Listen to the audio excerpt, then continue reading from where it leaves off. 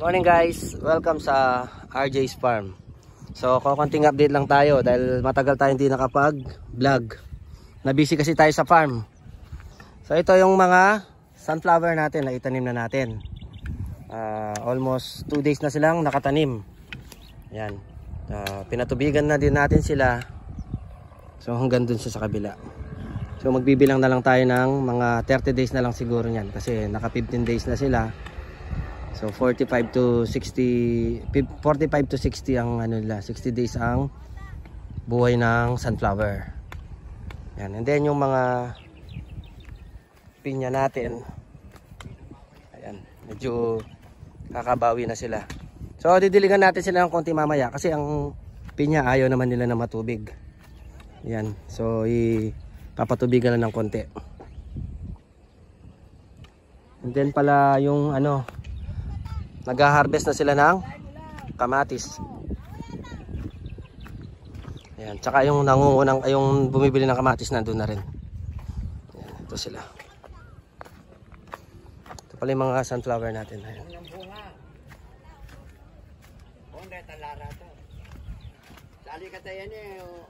Halina pa.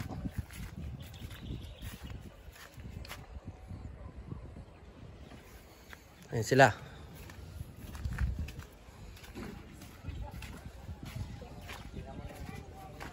Mga kinuha ni rito, pati mga babae nag-ano, nangunguha. Sana nila pa video. Dito sila nagtetenor.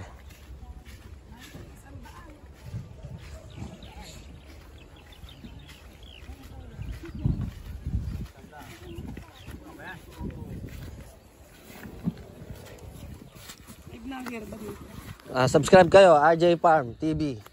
Sa ubasan namin. Shoutout. Ito yung may-ari, si Kuya Larry. Ay, hindi pala. Kaibigan ng may-ari.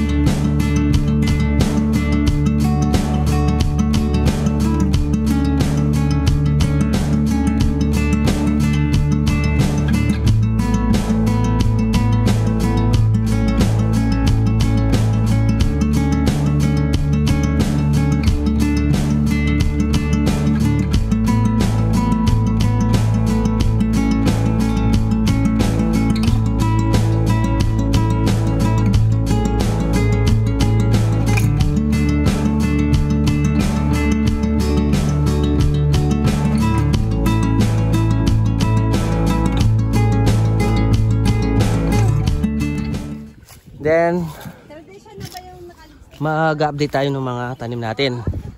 Ito yung tanim natin na peyton, almost 6 months na yata ito o mag-8. Ngayon pala sila nagsimulang mag-andar, umakyat.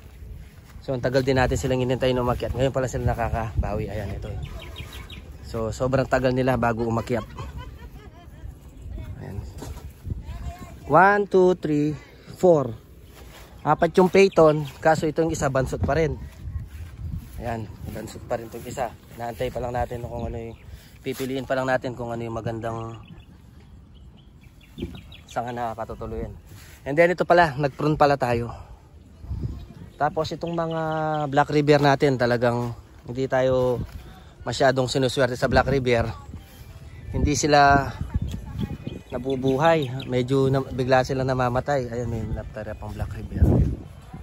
So ang gagawin natin yan, dito na tatanggalin na natin sila.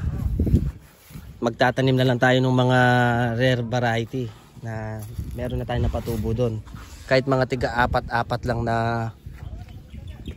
variety. Ito rin, ito yung Brazilian natin na malakas mamunga. Pinrun na din natin para pagdating ng April namumunga siya. Ito mga naunang pinrun natin yung katawba, ayan, maganda na yung dahon nila. Kasi napunggos lahat to kanina dati, yung sa dahil na siguro na busy tayo doon sa mulberry. Hindi natin sila masyado naasikaso. Itong Baikonur, ayan. Ngayon lang din siya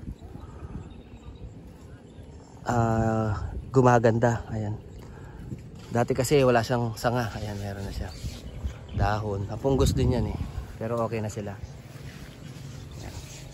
Gaya nito, may mga voluntary siya nilabas nga din ito. Nagbo-voluntary siya na ano, ayan. So ngayon lang sila lumusog. Ayan. Ito yung sa katauba natin, maganda na. Tapos ito yung Brazilian na natin, sinunod na din natin silang i-prune din. Para sabay-sabay sila yung punggos nila para matanggal. And then ito, almost 1 week sila. Magto 2 weeks, ayan na siya. Oh, ayan. Naglalabas na sila ng flower. Ayan. Lalabas na sila ng flower. Ayan din. Saka pala itong mga dating namatayan ng ano. Ayan, ito na yung mga dating bagong ano natin, tinanim. Ayan, nasa unti-unti na silang umaakyat sa trellis. Ayan. Ito sila. So matagal din natin silang hindi na pakita sa vlog. Ayan. Tatalian pa natin sila mamaya. Patal yun. Tsaka ito pa. Ito yung mga ano natin. Balak na namin iprun tong ano eh. Itong Black Giant. Para makakuha na rin. Namatay siya. Para makakuha ng cuttings. Tsaka ito pa na markot natin. Update doon sa minarkot natin. Ayan o. Ito siya. Pumuputok-putok na yung mga ugat niya.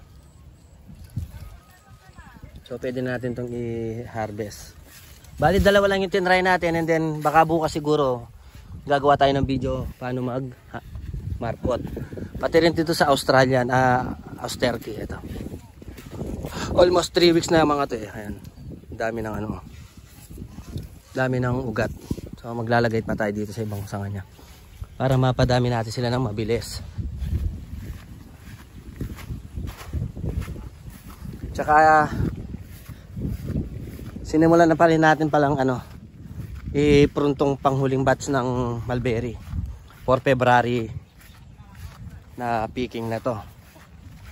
Kasi nagpa-picking kami noong December 16, almost 2 weeks lang sila naubos kasi sa sobrang dami ng taong pumunta rito kasi nga bakasyon. So ito piniprepare na natin para sa February, para sabay sila sa mga sunflower. Ayan, ito, katatapos lang to. Ito, nung nakarang week, ayan, nagbabad break sila. Ito, nung 2 weeks ago. 2 weeks ago to eh. Ayan, may mga lumalabas na sila. Na mga bunga. Ito yung katatapos lang. So, nakapahinga to ng 1 month bago natin ipurun ulit. Para dire-diretso na yung ano nila, pagbunga. Tapos ito yung mga natanim natin. So far naman wala naman namatay doon sa mga tanim natin. Then inaantay na lang natin sila lumaki.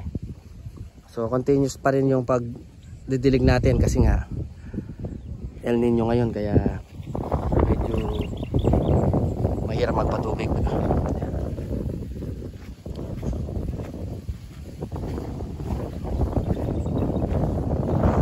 So ito yung view ng farm natin ngayon, mga walang dahon.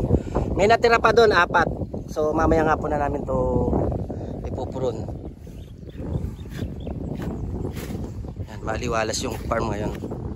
Tsaka yung mga ubas natin, napatubo na rin. So yun lang muna yung mga update sa farm natin. So abang na lang yung susunod na video. Gagawa kami ng tutorial sa pagmamarkot. Yung mga bunga magaganda.